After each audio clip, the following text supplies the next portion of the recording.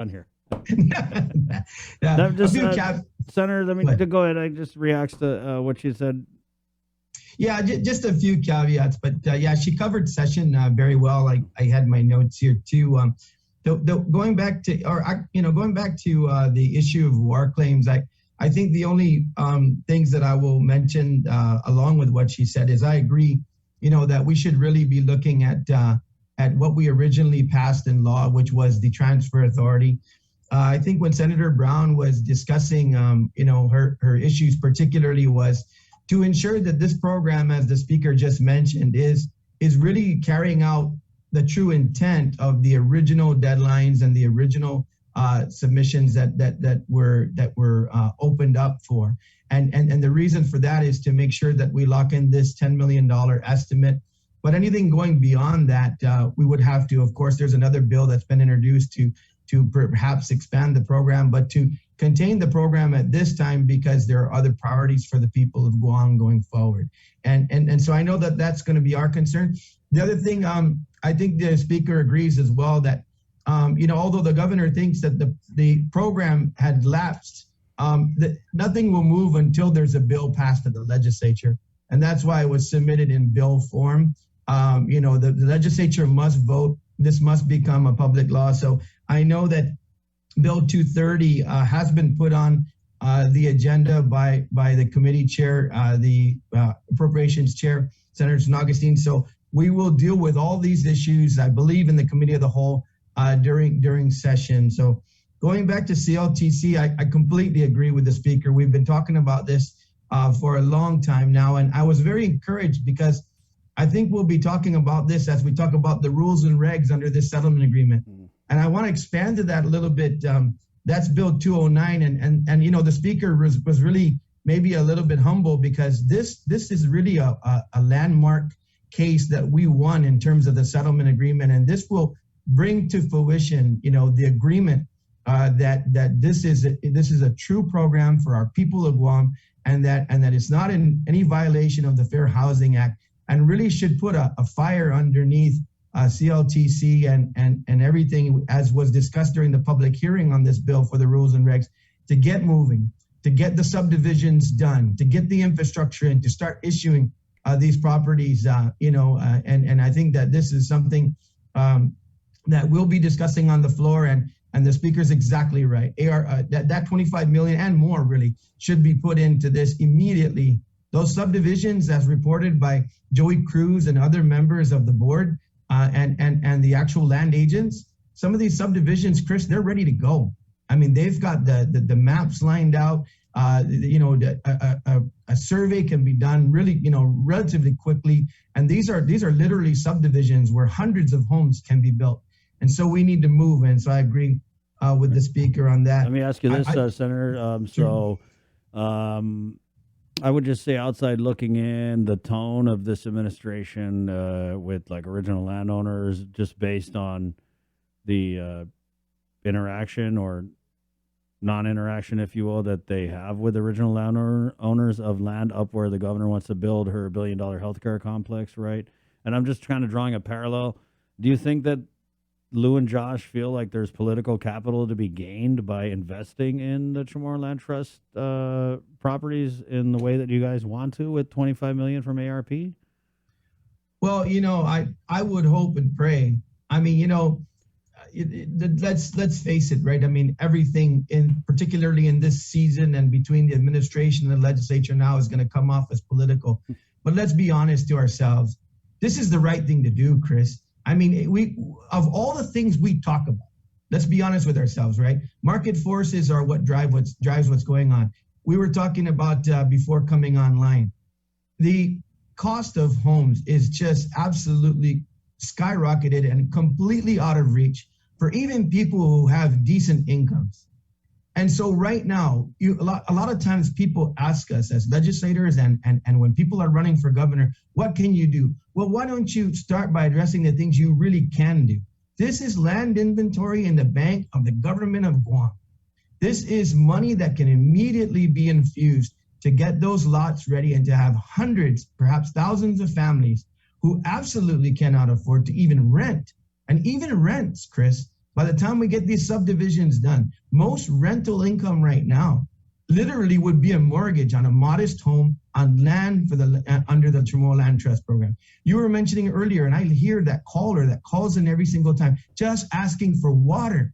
I mean, these are people who are not waiting for a survey. They're not waiting for anything. They're living there now, but they just want the basic necessities, and it's unconscionable to think that, right? So it's not just about maybe the political capital down the line of putting this money in for hundreds and thousands of people to be able to at least have dignity of a place to stay. But how about dignity today? And so it's not necessarily, whatever a person would chalk up to capital, Chris, and I know, you didn't intend it to, to be, adversarial, but the fact is that, it's unconscionable what we're doing right now, asking people to go out there and try to survive without basic needs of water. So it's the right thing to do. And what we can do in this budget session, Chris, if this continues, is we can really, the tool that we have is we can start de-appropriating, so that the governor has to focus on the priorities. And we can move money, to the CLTC, and then they have to figure out how to use ARP to cover other shortfalls. These are things we can do. So, Chris, this is not just a nice to have. Yeah. This is, we need to have it, because if we're going to continue with this program, we got to do it right. And that means having proper infrastructure. It's 8:00. So Minority Leader, Senator Chris Duenas, talking about playing hardball, de-appropriation. Wow. We're going to jump over to KUAM TV, where KUAM FM and Agani Guam will continue the Minority Report with Senator Duenas. But you guys, fix yourself. KUAM TV, here we come. Good morning.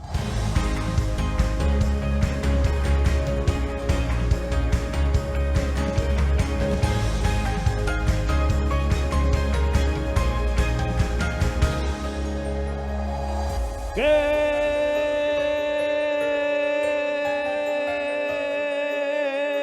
morning, Guam. Right on. It's 8:01. Welcome. Hi, KUAM TV, Facebook Live, The Breeze, 93.9. We're also streaming on the KUAM News app. This is the link. Pacific Points, Cavo Enterprises, IT&E, and Jack in the Box. Senator Chris Duenas, the Minority Report. He was just talking about forcing the governor's purse hand, de-appropriating monies, and forcing her to use the ARP funds where they de-appropriate the money from. This is something, you guys kind of talked about this in the budget process, Senator? Did. And, let's start from the beginning, right, Chris? We were really operating in good faith. We went down and met with the governor months and months ago, almost a year, basically, by the time that we go towards later in this year, right? And as the speaker mentioned earlier, probably one of the signature accomplishments of this legislature was agreeing at least to the framework through resolution that we passed and sent to the governor in terms of the plan for ARP. And one of the key initiatives there was the $25 million for Chamorro Land Trust to put in infrastructure and get these subdivisions moving. We've got a report from CLTC that they're ready to go. They've got multiple large plots that they could move forward on now, creating subdivisions, putting infrastructure in, and allowing the dignity of people who currently can't survive in this environment, but could thrive on Chamorro Land Trust property. So yeah, we worked in good faith. Then we got the governor's plan, and even the most recent report from the governor's plan, I think, is woefully short in terms of what the people of Guam would believe is the priority, and particularly in this area. So we are supposed to be receiving in the next week or so, Chris, the budget for the 2023 appropriations from the governor.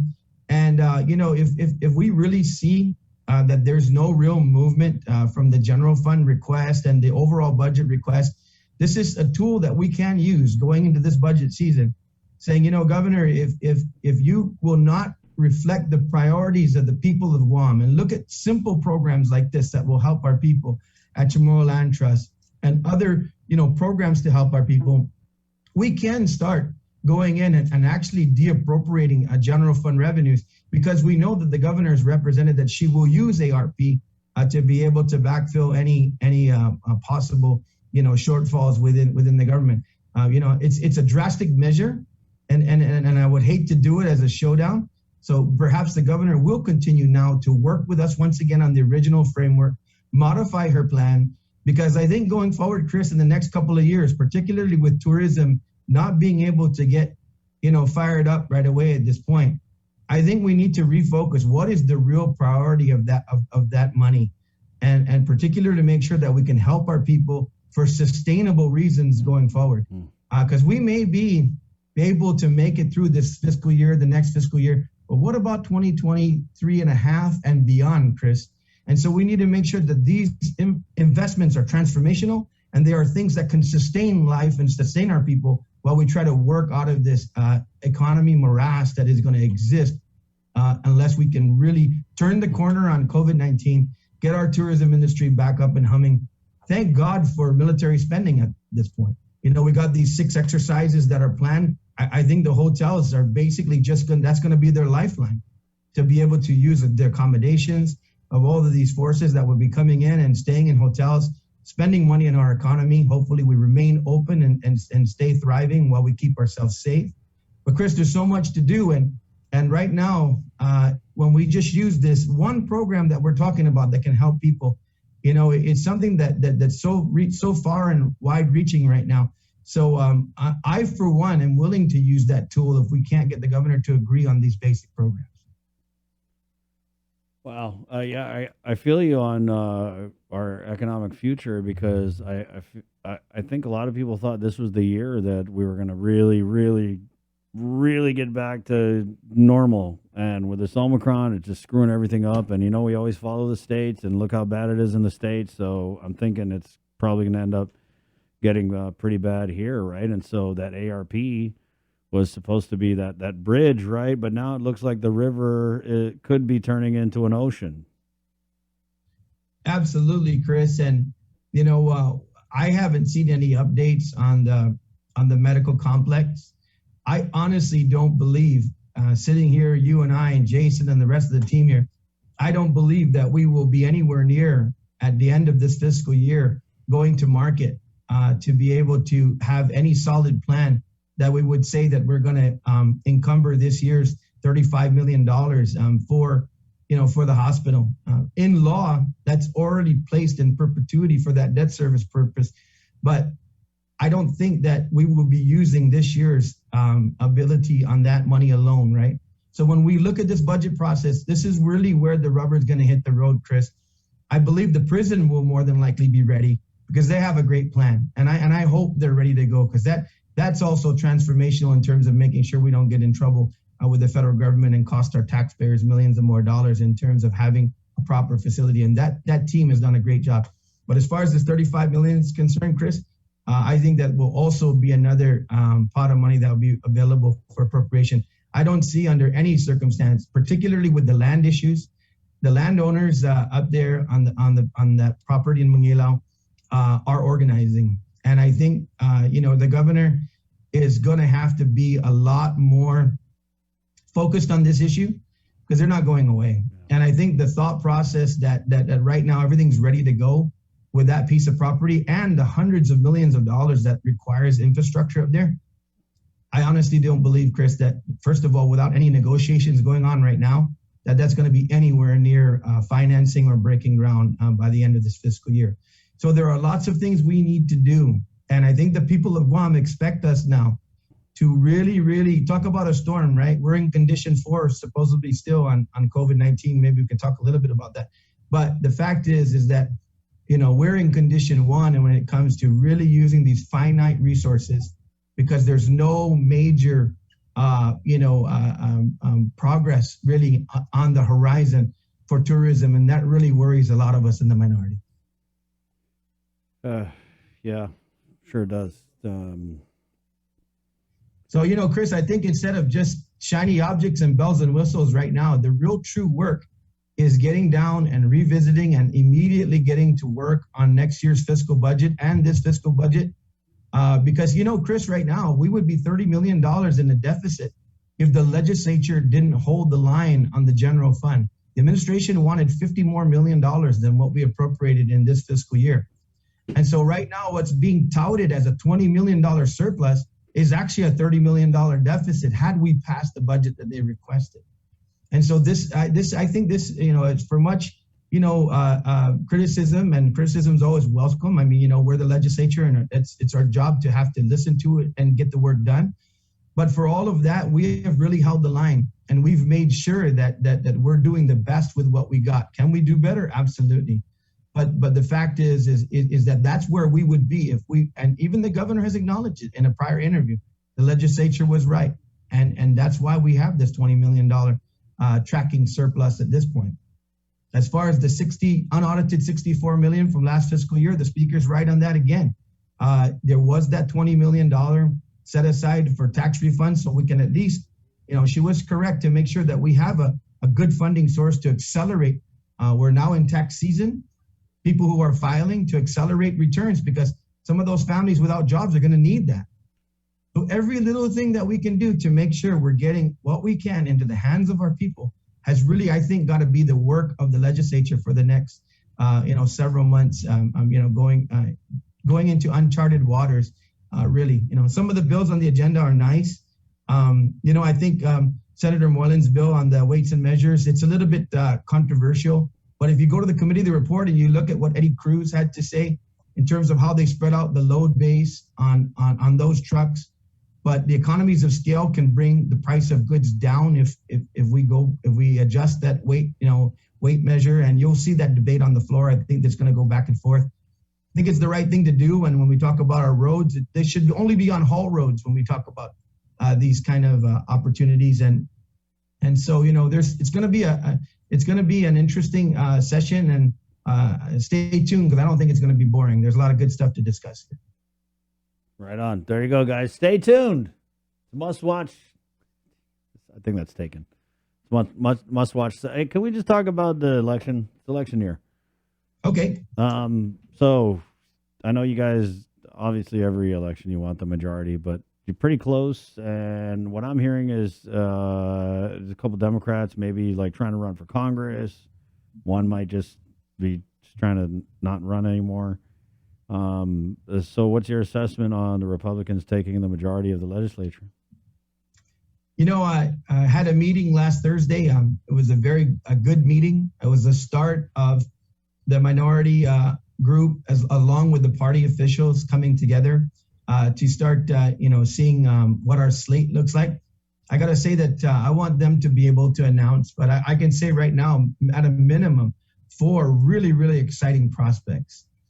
So if we look at least 5, maybe 6 of our minority considering reelection, running for reelection, as well as at least 4 to 5 candidates that I spoke to that are extremely exciting individuals, I think we have a great opportunity to get the majority.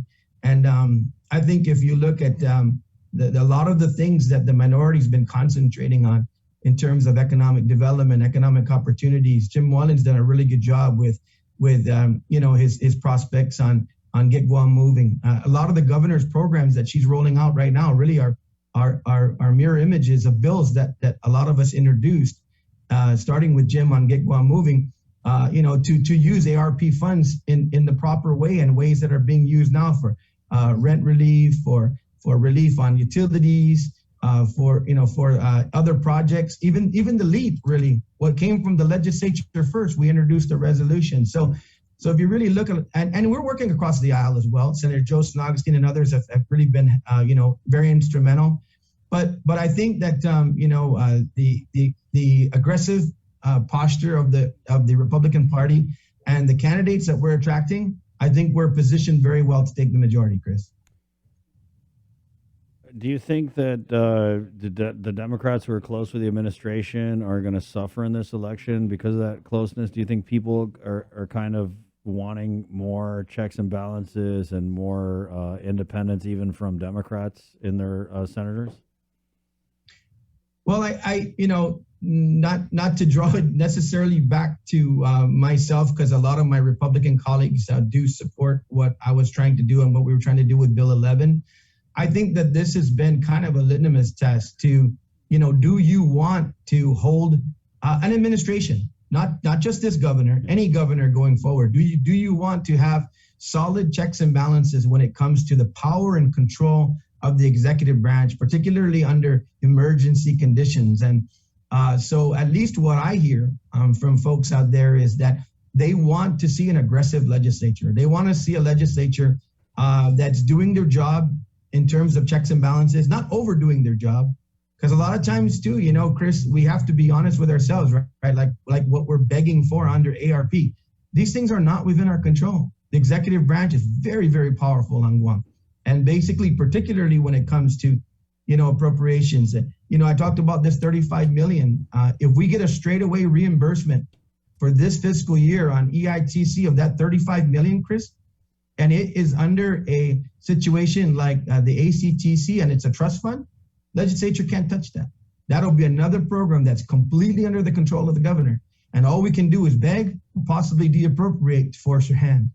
And so, like I said, I think that, you know, in any situation where you have Republicans in the legislature and a Republican governor, a Democrat governor and Democrat senators, you really have to define yourself in making sure that you know, the work of the people is there at the legislature, and you've got to put those relationships aside sometimes because the people of Guam expect it. And so I think that's the feedback that I've been getting.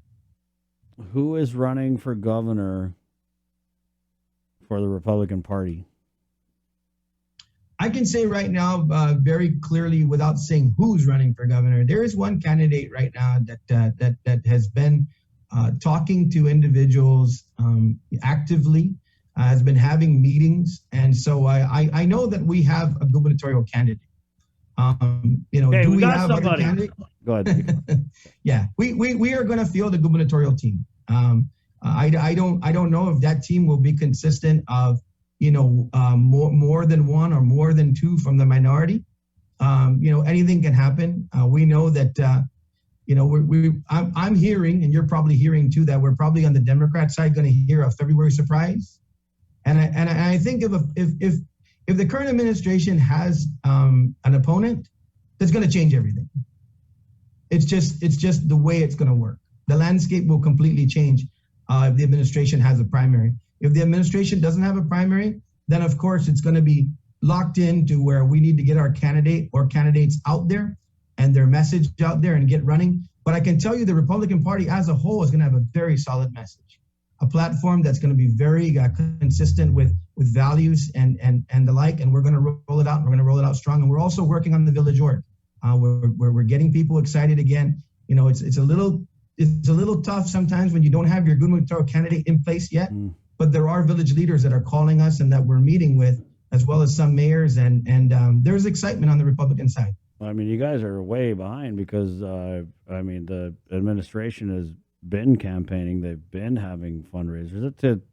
I mean, you got to give them credit because even with this whole public health emergency, they have still found the time to concentrate on raising money for their reelection. You know, I mean, some people would say, oh, well, that shows what their priorities are. Well, I mean, it is what it is, right? So, but you didn't answer the question. I said, who is running for governor under their...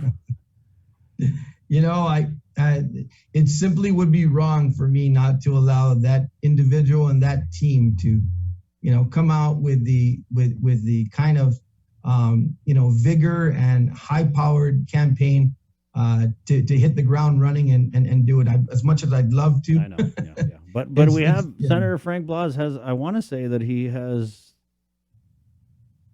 like, if he hasn't confirmed that he is actually running, he's come like very close.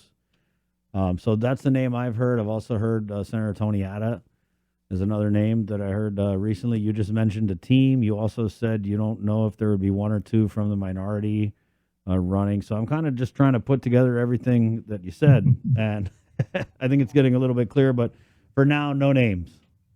No names, but it's an exciting discussion that we're having, and like I said, I think that also on Guam.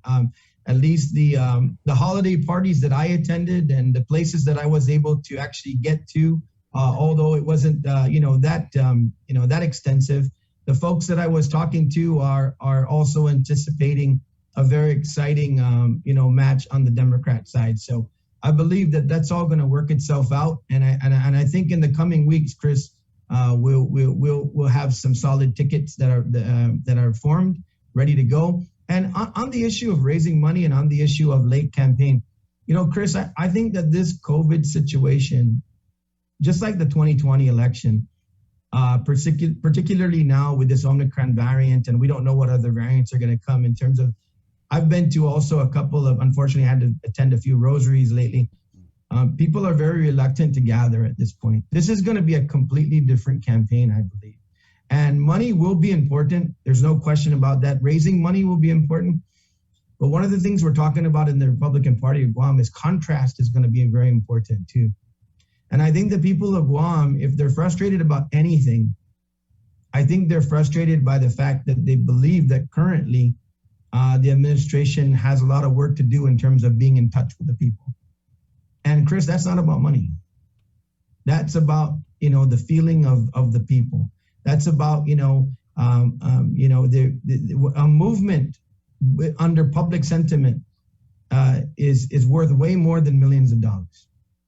When you get people fired up about things like vax mandates, when you get people fired up about things where you feel that, their administration is concentrating on things that don't affect their everyday lives, you don't need all the time a lot of money to counter something like that. And that's why we're firing up the Village Org. We're people who are excited to come talk with us. That's why they're coming to us, and that's why they're responding when we reach out, is because, you can have a bunch of billboards, you can have fancy commercials, you can leverage federal resources, be on TV all the time. But the fact of the matter is when a person goes in the booth, they're going to be voting on whether or not they honestly believe that you have their best interest at heart. And I think that this election is going to prove that it's not going to be about money. You need some of it, but you don't need to match a $4 million campaign. Yeah, but Senator, I want to say every election, whoever spent the most money has won. So it's always about money. But I definitely, I feel you. I feel you on that. I think Joanne Brown probably raised or spent her own money, $800, I think, in this last election. No, I meant gubernatorial. Yeah. Certainly gubernatorial. It has that aspect to do with it. But I think one of the reasons why you're seeing late announcements in this particular year is because an abbreviated campaign it's a different campaign because of COVID. Yeah. And I think that people are going to feel as though the best of their resources to match a campaign that has unlimited resources is to use your resources wisely towards the end of the campaign. And in the beginning, get out there and meet the people as much as you can. On social media is going to play a lot of it. You guys are going to play a lot of it, a huge role in this. And I think all the fundamentals are going to be different in this election. And as far as I'm concerned, this election is completely up for grabs for whoever puts their hat in the ring. Right on. Well, thank you, Senator. Thank you. And I always appreciate this opportunity, Chris, and the KUM team, and look forward to doing it again soon. See you. There you go. The Minority Report with Senator Chris Duenas talking election. Right on. It's going to be juicy, and he raised a lot of good points while the gubernatorial team that we know is running is raising a lot of money, guys. And then you know how it works with the Guam Election Commission is these